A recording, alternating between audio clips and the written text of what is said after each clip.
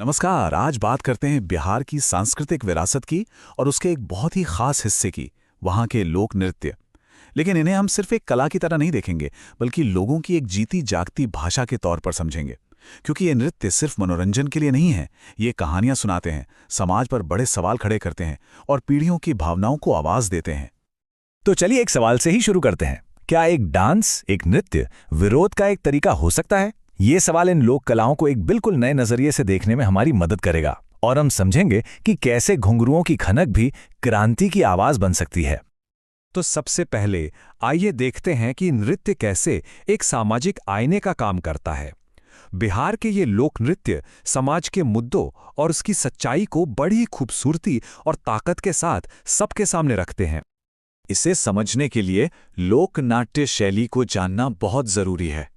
देखिए, ये सिर्फ डांस नहीं है, बल्कि संगीत, कहानी, डायलॉग और डांस का एक जबरदस्त मिक्सचर है। और यही शैली इन परफॉर्मेंसेस को इतना असरदार बनाती है, क्योंकि इसमें हर चीज एक बड़े संदेश के लिए काम करती है। और इस शैली का सबसे प्रसिद्ध, सबसे मशहूर उदाहरण है विदेशिया। ये नृत्य बिहार में बहुत लोकप्रिय है और इसका असल मकसद है सामाजिक अन्याय और इमोशनल सब्जेक्ट्स पर एक पावरफुल मैसेज देना। मतलब ये मनोरंजन के साथ साथ समाज को जगाने का भी काम करता है। इस नृत्य को इतनी शोहरत दिलाने का श्रेय जाता है भिखारी ठाकुर जी को। उन्होंने विदेशिया सहित 12 नाटक और न जाने कितने ही गीत लिखे। उनके काम की वजह से उन्हें भोजपुरी का शेक्सपियर भी कहा जाता है। वाकई उनकी कला ने विदेशिया को घर घर तक पहुंचा दिया। तो विदेशिया किन मुद्दों को उठाता है? ये नृत्य सामाजिक कुरीतियों, गरीबी और पलायन के दर्द, महिलाओं के संघर्ष और निचली जातियों की पीड़ा जैसे बहुत ही गंभीर विषयों पर चोट करता है। ये कला के जरिए समाज की उन आवाज़ों को एक मंच देता है जिन्हें अक्सर सुना ही नहीं जाता। अब बात करते हैं जट जटिन नृत्य की, जो मिथिला और कोशी क्षेत्रों में काफी पॉपुलर है।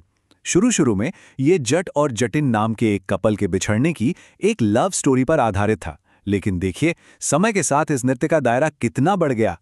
अब इसमें सूखा, बाढ़ और गरीबी जैसी बड़ी सामाजिक चिंताओं को भी शामिल कर लिया गया है। सामाजिक मुद्दों से आगे बढ़ें तो इन नृत्यों का एक और बहुत गहरा पहलू सामने आता है, और वो है जब नृत्य एक पवित्र अनुष्ठान बन जाता है। कई बार नृत्य का मकसद पूजा पाठ और भगवान से जुड़ना भी होता है। मिथिला क्षेत्र का झिझिया नृत्य इसका एक बहुत ही सुंदर उदाहरण है। ये नृत्य नवरात्रि के दौरान होता है और इसका मुख्य उद्देश्य है बारिश के देवता भगवान इंद्र को प्रसन्न करना, ताकि सूखे से राहत मिल सके। ये एक तरह से डांस के जरिए की जाने वाली प्रार्थना है और इसे देखने का अनुभव भी बहुत ही आकर्षक होता है। सोचिए, 5 से 15 महिलाओं का एक ग्रुप अपने सिर पर कई छेदों वाला मिट्टी का घड़ा रखकर बैलेंस बना रहा है और उस घड़े के अंदर एक दीपक जल रहा है। फिर वे बारी बारी से नृत्य करती हैं, जिससे रोशनी का एक चलता फिरता अद्भुत नजारा बन जाता है। अब बात करते हैं बोतल नृत्य की। होली के त्योहार के दौरान किया जाने वाला ये नृत्य एक बहुत प्रसिद्ध पौराणिक कथा को फिर से जिंदा कर देता है। ये विष्णु पुराण में बताई गई प्रहलाद और हिरण्यकश्यप की कहानी को दिखाता है। कहानी यह है कि हिरण्यकश्यप को एक वरदान मिला था कि उसे कोई इंसान या जानवर न दिन में, न रात में, न घर के अंदर, न बाहर मार सकता है। लेकिन उसका अपना बेटा प्रहलाद विष्णु का परम भक्त था। जब हिरण्यकश्यप का अत्याचार बहुत बढ़ गया तो विष्णु ने नरसिंह का अवतार लिया, जो आधे इंसान थे आधे शेर, और उससे शाम के समय घर की चौखट पर अपने नाखूनों से मारकर उसके वरदान का सम्मान भी रखा और अत्याचार का अंत भी किया। ये डांस इसी पूरी कहानी को बहुत ही रंगीन तरीके से पेश करता है। चलिए, अब माहौल को थोड़ा और खुशनुमा बनाते हैं और उन नृत्यों की बात करते हैं जो जीवन के सबसे महत्वपूर्ण पड़ावों और मौसमों का जश्न मनाते हैं। सोहर खिलौना नृत्य बच्चे के जन्म का जश्न मनाने के लिए किया जाता है। जब परिवार में एक नया सदस्य आता है तो महिलाएं गीत गाती हैं और डांस करके बच्चे को एक अच्छे भविष्य के लिए अपना आशीर्वाद देती हैं। ये नई जिंदगी के आने की खुशी है। डोमकछ नृत्य मिथिला और भोजपुर के इलाकों में शादी ब्याह के दौरान होता है। इसमें दूल्हा और दुल्हन दोनों के परिवार के लोग एक दूसरे का हाथ पकड़कर एक आधा गोला बनाते हैं और मजाकिया नोक-झोंक वाले गीत गाते हुए एक साथ नाचते हैं।